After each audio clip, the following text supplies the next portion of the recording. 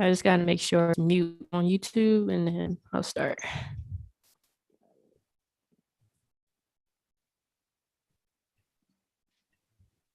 Okay, cool. All right. I'm Taylor Brown, and this is Time with Tay, the show where we talk with successful individuals from all across the world. On today's show, we're talking with Nathan Kigenyi. Nathan is the founder and owner of Capture Create Media, known as CCM. He's a multimedia producer, and he's also produced and created a lot of websites such as Palladium. I've had the opportunity to work with him on several projects. So Nathan, thank you so much for coming on the show. I really do appreciate it. Thank you. Thank you, Taylor. All right, Nathan. So first question I have for you today is when did you start your company CCM? And just walk me through the beginning, like the journey and the process of starting your own business. I started in 2016. I know because I was updating my some papers for my LLC, and it said I started in.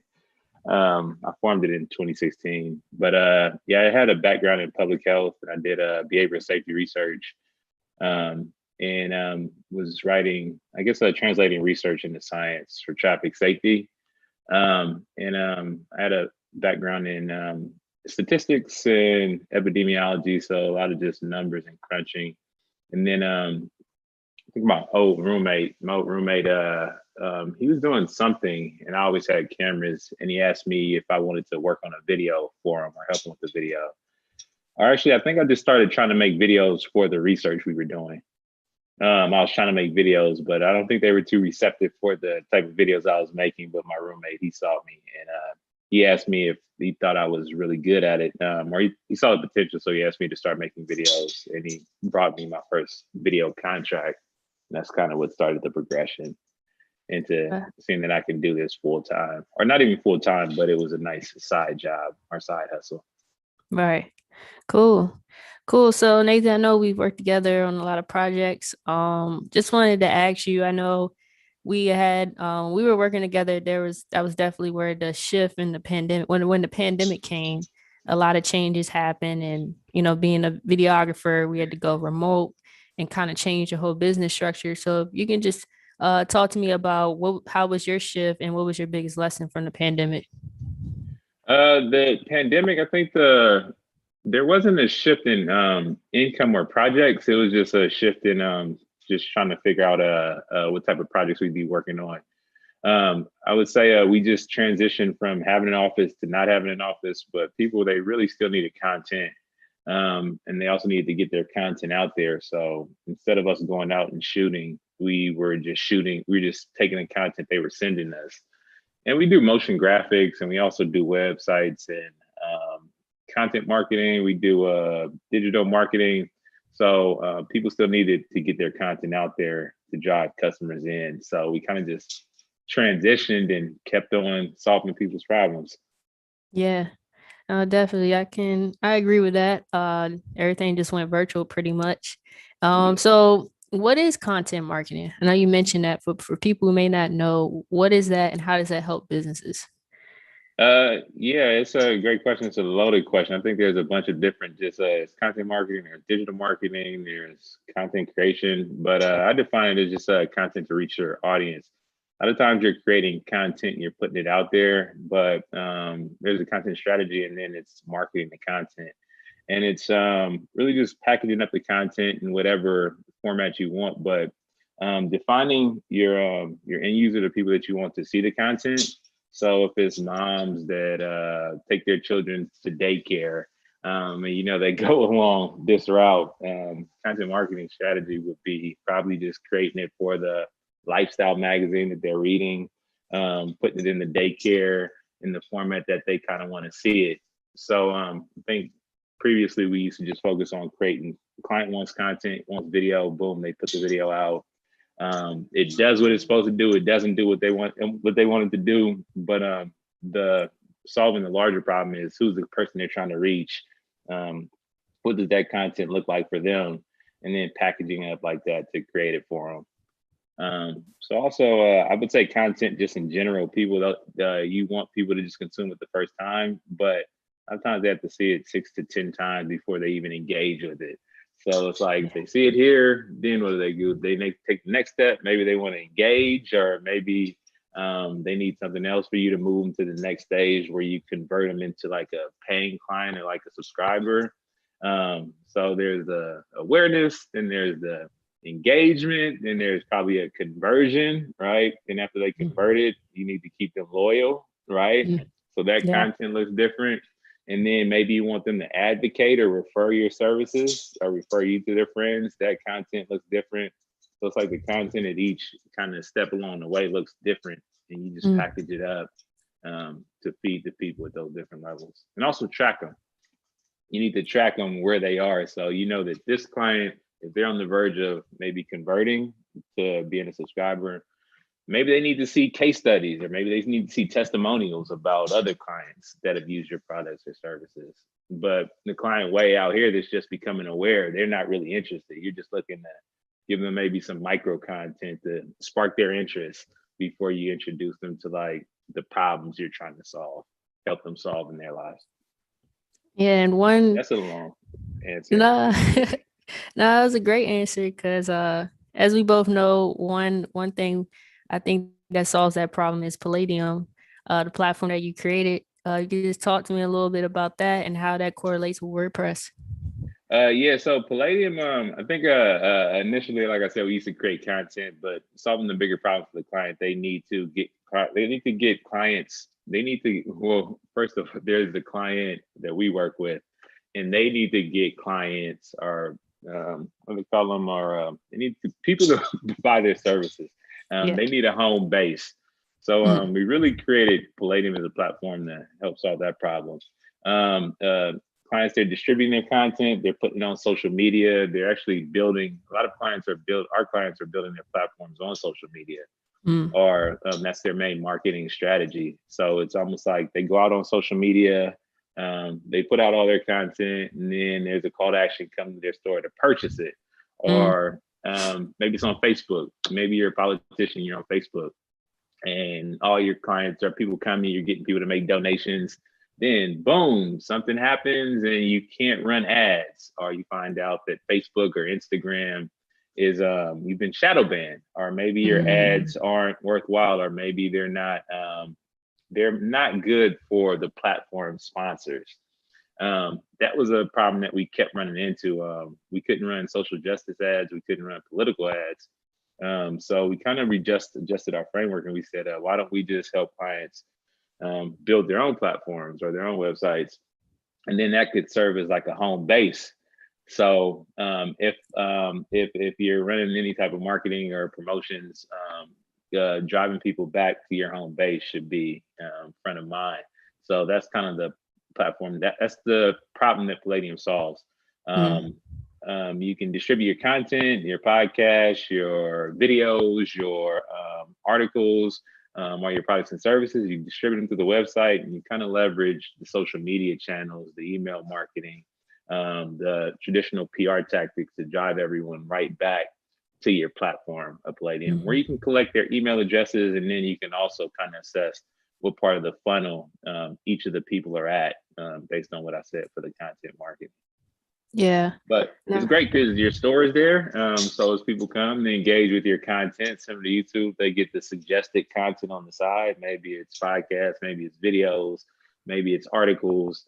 And then maybe with that suggested content, there's this item that they purchase, or they subscribe to somewhere, or maybe they could subscribe or go behind your paywall where you have more exclusive content. But it's really taking what you do, if you're a creator of any sort, and packaging that up. Distributing it and turning your content into a business. Yeah, no, definitely. And just me, I switched from Weebly to WordPress or Palladium, and still have my Weebly website. But I would say what really kind of sold me was that, you own your own content. Palladium has definitely helped me with that. And that is important, because if anything happens to like IG or YouTube tomorrow, that's it, but at least like you have your home base where all your content is. 100%. Yeah. I would just say it's also cool because as we kind of built it, we didn't know what we were going to learn as we built it. But just seeing the success stories of clients is just even amazing because I think they teach us how to use it. It's almost like having our own research R&D department, research and development department, because you're using it in a different way than the corporate partners are using it, in a different way than the for-profit companies are using it, in a different way than the non-profit companies using it. But all you Yeah. guys can share your experiences and definitely pull from each other's successes. For sure. For sure. And I wanted to ask you, Nathan, I know you do photography, video. You also been in the music industry, so audio production and now website development. If you had to pick out of those four different areas, which one would you prefer to do if you were to have a project, I guess, like tomorrow, and you had to pick one of those topics, which one would you pick? I think it would probably be I don't know, I always find myself I think I like the web stuff because I don't actually have to get up and leave my house. But I think Yeah. I actually love the music the most. Mm. I think it's what I think it's the one thing I've never succeeded in, so I always chase it. But music Uh-huh. is kind of like where it all started, kind of like with Okay. my MPC drum machine and my guitar and my instruments and stuff. You just Yeah. can never figure out really how to monetize it or to turn it into a business, which is Mm. like why I went back to school to do public health. But I think the older and older I get, or the more and more I work on this business, music is the foundation for a lot of the production. So Mm. but I also just collect records. So I do more listening. I used to try to play or play and make stuff, but now I kind of just enjoy just listening. But definitely trying to figure out how to bring music back into my life is Yeah. one of the things. So I listen to records all day. You come in Uh, my room, it's not a Apple Music or anything. It's just all records, records, records. So Cool. love records and music. So do you know how to scratch, or is it more like just playing the No, records? I don't know how to scratch, but I do know how to sample. So Okay. kind of like when Kanye West came in with the MPC, chopping up the beats and remaking them. That's where I started. So I still do Cool. sample and play on the MPC on the drum machine. That's cool. I didn't know that. That's what's up. Cool. So I know you've done a lot of projects, video, website.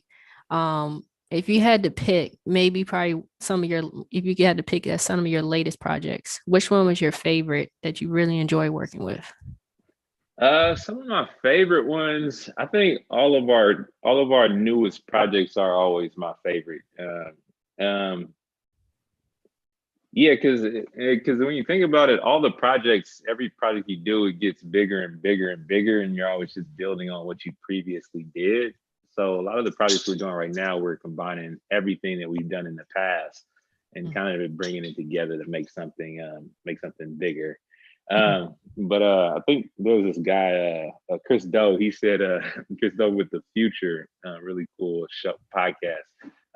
Show learning platform. He said, I can't remember what exactly he said, but he said when clients ask why do you cost or why do you cost like why do you charge what you charge? I think he said most of our clients this is the first time most of our projects this is the first time we've ever done this type of project. He also said we're going to be the most expensive and or I think I Mm. probably butchered it, but he basically realized that all of his projects are the first of its kind that they've worked on, and you're really buying them to work with them. But it's really the experience of working with projects that's the funnest. So we Gotcha. get to work with the clients, and we're really just integrated with them, and we're just kind of just uh, solving problems for the client. Um, but the stuff that we build is like the real coolest thing because it's gonna last for years and years to Mm. come. So a lot of our Sure. website clients that we're working on now, it's kind of like we're building the websites and then we're also creating the content. And then the content's gonna drive people in, drive the new clients in, and then that's gonna produce revenue and hopefully we can just keep that going up and up and up. So those are the types of projects that we're working on now. But in terms of clients that we love, I think I like all the projects that we're working on right now. Yeah. Nah, super cool. Super cool. So last three questions I have for you. First question, what inspires you?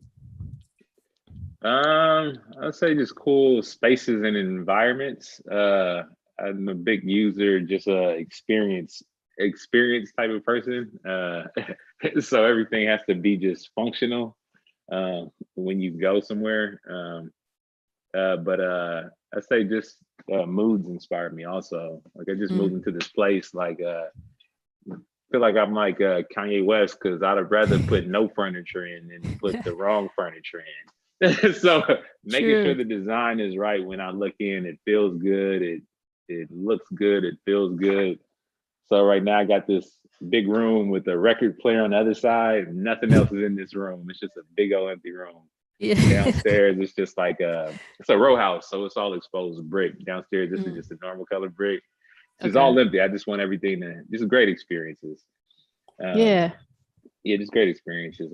Even like signing onto your computer. You sign onto your computer, everything's lined up where it needs to be. Um, just I don't know, maybe hopefully that answered your question. But just great Yeah. experiences that inspires me. No, I feel that. I feel that for sure. What is your favorite podcast or book that you're listening to or reading right now? My favorite podcast is I don't really listen to too many podcasts, but I definitely listen to more stuff that I can apply to my life.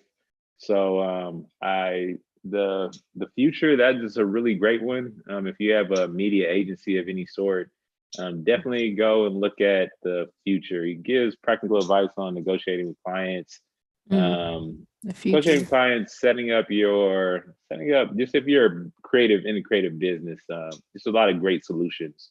And it's really just kind of helped me grow and scale my business or grow my business. Um, and then books, I read some really, really great books lately.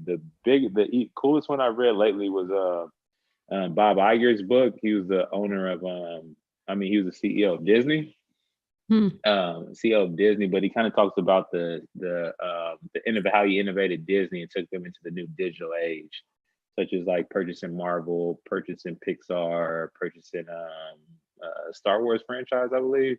Oh, But wow. just kind of like how he saw the evolution. And I think they bought Pixar under his leadership.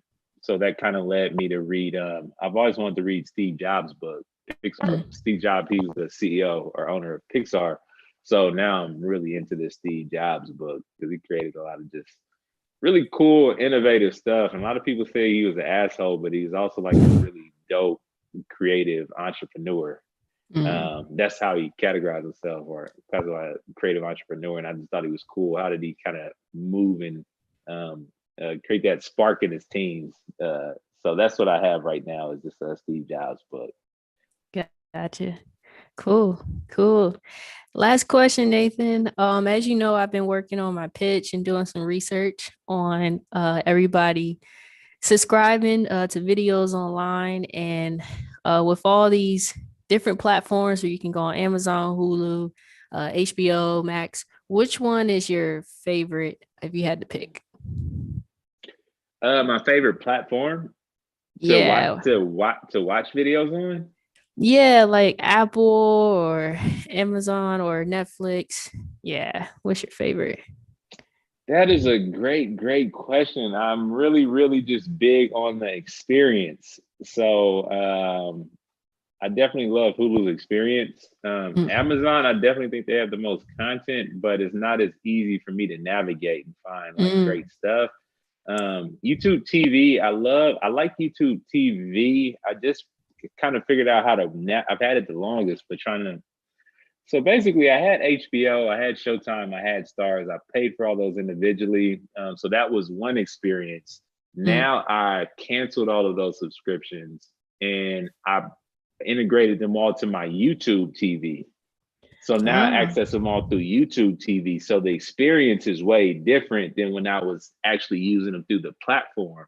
So it's a different experience. So I'm really just trying to understand like how these companies are working together because Mm, my experience on the HBO platform is different than my experience using HBO through the YouTube platform.